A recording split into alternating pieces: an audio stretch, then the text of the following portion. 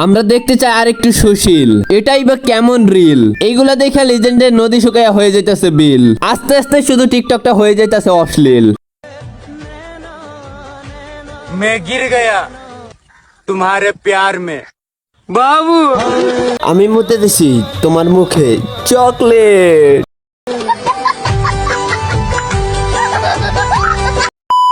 গুরুত্বটা কোনো ব্যাপার না যদি গুরুত্বটা দুজনের সমান হয়। কিরে কোন মেয়ে তাকায় থাকো, এখনো চোখ সরাই না? তোমাদের কি নাই কোনো লাজ? কেনই বা দিচ্ছে এই জায়গায় ফোকাস? এই ফোকাসটা যদি লেখাপড়ায় দিতা তাহলে এই বয়সে বিসিএস ক্যাডার হইতে পারতা। যা হয়েছে হয়েছে, আমিও দেখি একটু সরো। এই মেয়েটা আসলেই অনেক বড়। কি বলছিস তুই? ইয়ে মানে মন মন। এটা আগে তুমি বলবা না? বোরকা পরে কি বালাপ? যদি তুমি বোরকা পইরাই দেখাও ভাব, মানছি তার এইগুলা নড়তেছে, তার নাই কোনো দোষ। কিন্তু ভিডিও আপলোড করার সময় কি ছিল না কোনো হুঁশ? ভিডিও প্রিভিউ করে তো বুঝতে পারছিল ওটা নড়ছে, কিন্তু তারপরও ভিডিও কেন আপলোড করছে? ভিউজের জন্য মানুষ কতটা নিচে নামতে পারছে। এদের অশ্লীলতার নাই কোনো প্রান্ত, চলো এদেরকে করে দেই সর্বশান্ত।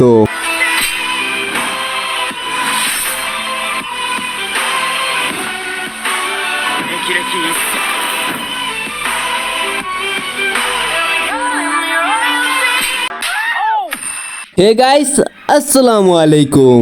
This is Hriday and once again, welcome back Empire of Insane Hriday.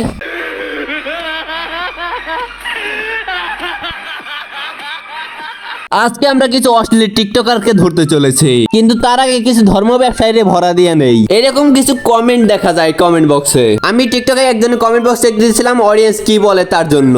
আমি তারপরে এরকম কিছু কমেন্ট দেখতে পাই। আমি কমেন্টে ট্যাপ দিয়েছিলাম, তার নিচে এরকম কিছু কমেন্ট দেখতে পাইছি। আর যারা এই ধরনের কমেন্ট করো তোদেরকে বলতেছি, ইউটিউব বা যে কোনো প্ল্যাটফর্মে কমেন্ট বক্স দিছে ভিডিও সম্পর্কে মতামত জানানোর জন্য, ধর্ম ব্যবসা করার জন্য না। এমন কাজ যারা করে এদের যদি আমাদের রিয়েল লাইফে দেখা হয় না, চিপাই নিয়ে এমন ঠাপ দেবো, ঠাপের চোদনে বংশ বিস্তারে বাতি নিভা যাবে।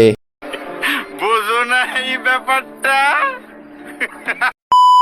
হাতে হেরিকেন, পিছনে বাঁশ, মুখে ময়দা মাখিয়ে ভাবছো ছেলেরা খাবে গ্রাস। এই কথাটা হাসা, কিন্তু তুমি কেন দেখাচ্ছ পাছা? এটা কি ধরনের বলার স্টাইল? নেকামো করে ভাবতাছো ছেলেরা বলবে প্রিটি, পেয়ে যাবে একটু সিম্প্যাথি। এই ভিডিও দেখে গ্রামে চাস্তো বাইরে তোকে বলবে একটু সুন্দর, কিন্তু আসল কথা তো তুই একটা বান্দর।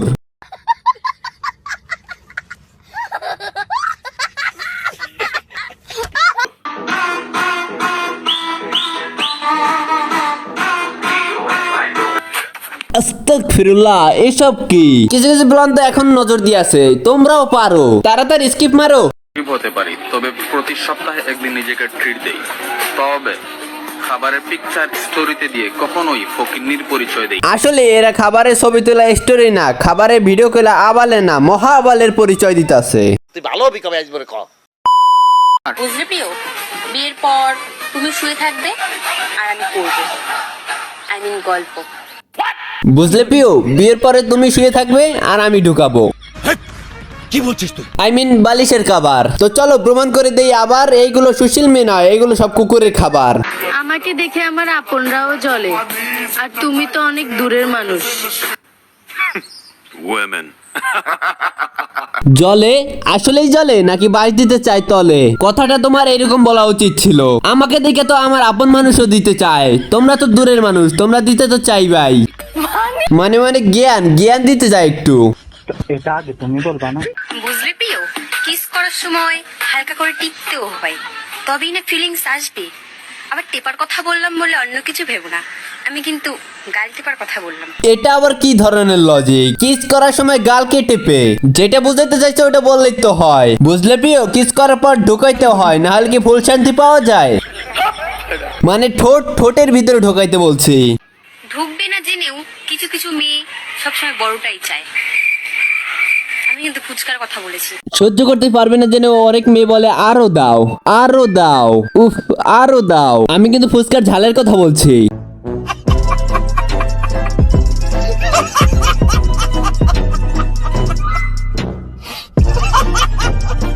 প্রথম পুরুষকে মন দিয়ে ভালোবেসেছিলাম, দ্বিতীয় পুরুষকে না হয় হৃদয় দিয়ে ভালোবাসলাম, তবুও ভালো তো আমি বাসবই।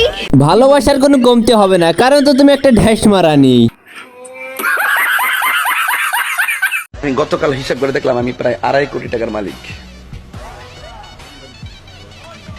কত? গতকাল আমি দেখলাম যে 2.5 কোটি টাকার মালিক।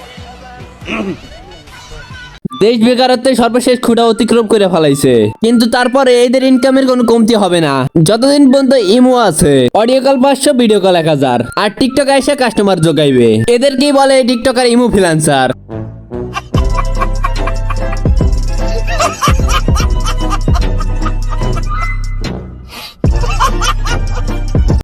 তোমাদের মধ্যে অনেকে আছে যারা ভিডিও দেখো কিন্তু ভিডিওতে লাইক করো না। যারা যারা ভিডিও দেখে চলে যায় ভিডিওতে লাইক করে না, তাদের বউ জানি ইমো ফ্রিল্যান্সার হয়।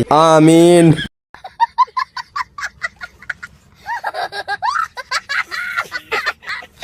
তো আজকের মতো বিদায় নিচ্ছি। প্রিয় ভিডিওটা ভালো লাগলে লাইক করে দিও। কিছু আবালদের কেটে দেবে তোমাদের জন্য। আল্লাহ হাফেজ।